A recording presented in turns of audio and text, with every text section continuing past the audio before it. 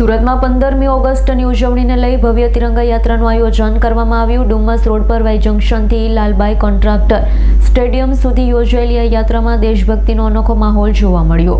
હાથમાં તિરંગો, દિલમાં દેશભક્તિ અને ગુંજતા રાષ્ટ્રભક્તિના નારા સુરતના ડુમ્મસ રોડ પર દેશભક્તિનો માહોલ છવાઈ ગયો હતો।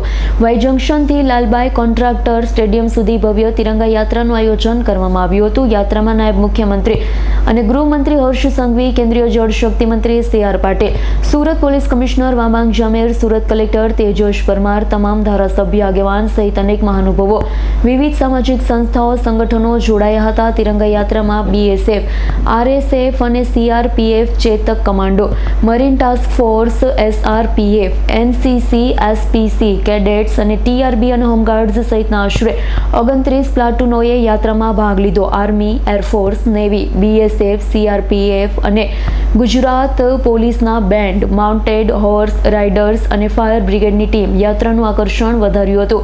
મોટી સંખ્યામાં નાગરિકો અને વિદ્યાર્થીઓ જોડાતા સમગ્ર માર્ગ દેશભક્તિના રંગે રંગાઈ ગયો। શાળાના વિદ્યાર્થીઓ સાથે વિવિધ સામાજિક સંસ્થા અને સંગઠનના સભ્યો પણ મોટી સંખ્યામાં તિરંગા યાત્રામાં જોડાયા। 15 ઓગસ્ટ પહેલા જ સુરત શહેરમાં દેશભક્તિનો જુસ્સો જોવા મળ્યો। તિરંગા યાત્રાએ એકતા તથા રાષ્ટ્રપ્રેમનો સંદેશો આપ્યો હતો। ભારે વરસાદ વચ્ચે હજારો યુવાઓથી લઈને વડીલો તક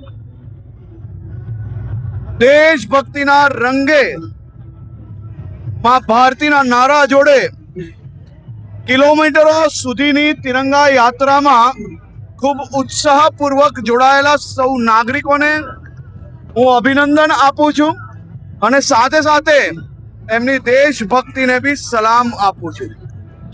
કાશ્મીરથી લઈને કન્યાકુમારી, ગામોથી લઈને શહેરો સુધી કરોડો ઘરો ઉપર મોદી સાહેબના આહવાનથી હર ઘર તિરંગા અભિયાનમાં લાભ લેનાર સૌ નાગરિકોને બી હું આ દેશભક્તિના ખાસ કરીને અભિનંદન આપું છું।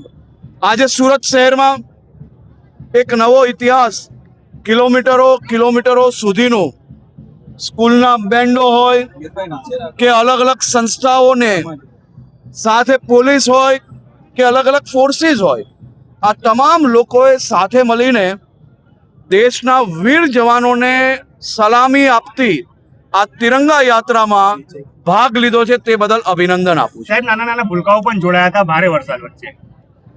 યુવાનોથી લઈને વડીલો સુધી તમામ લોકો દેશભક્તિના રંગે રંગાયા હતા। સુરતીઓની દેશભક્તિને ભારે વરસાદ પણ રોકી નથી શકતો, તેના દ્રશ્ય આજે આપણે સૌ લોકોએ જોયા છે। Bureau report, S9 news, Surat. અમારી તમામ માહિતીથી અપડેટ રહેવા માટે જોડાયેલા રહો S9 ન્યૂઝ સાથે।